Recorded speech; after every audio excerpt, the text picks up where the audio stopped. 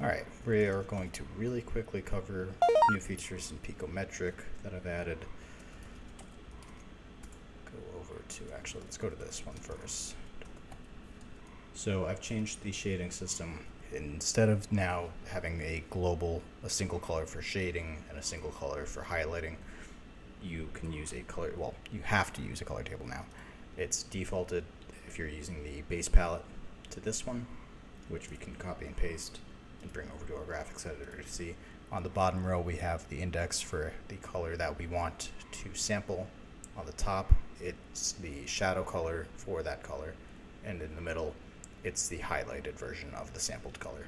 Now, how does this work? So when you import a tile, let's just say I want to see how this would work with other lighting levels. I can copy and paste this back in, and we don't see any changes here. But if I turn up the shading, paste it again, you see that it becomes darker here. And again, well, it's probably just at its peak right there. Or I can turn it all the way down, and now you don't have any shading.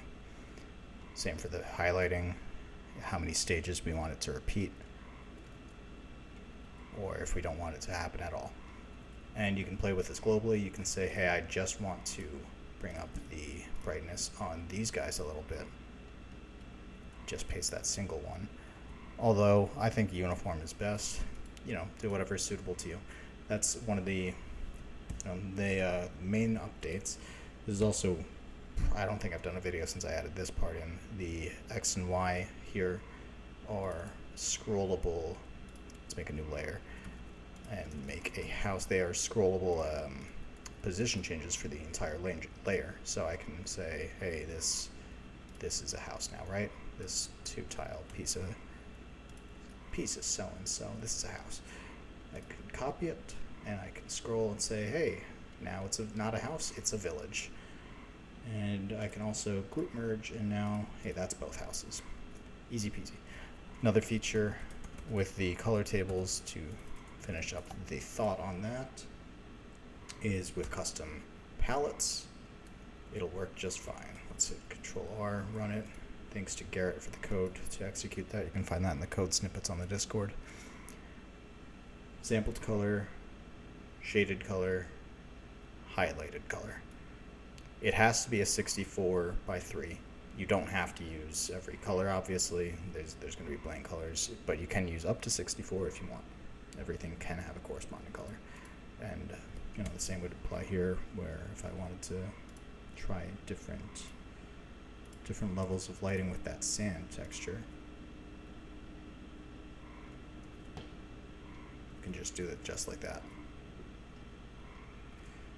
So let me know if this is more useful. I hope it's not too complicated, but the base color table will work out of the box for people who don't want to get involved with custom palettes.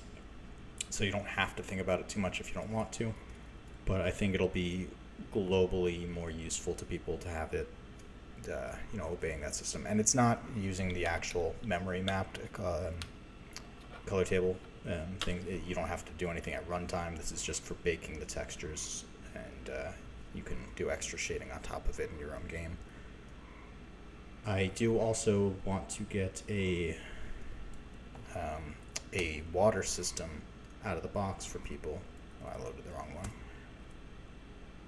In this version, I don't have it quite yet. I'm just using repeating the tile set and shifting the entire batch. I'm getting a little stuck here, aren't I? This is not an efficient way of doing so, and I'm going to find a better way so people can just define their tile. You'll probably still want to make the 13 tiles, because you have the 9 and then the 4 corners. That gives you the full tile set. But I want to make it so that either this will work, or if I can do so efficiently, maybe a fill shape with lines, but I do see that becoming a little bit more difficult. Plus, with this, I can do the overhangs. You just have the transparent pixels. It works out.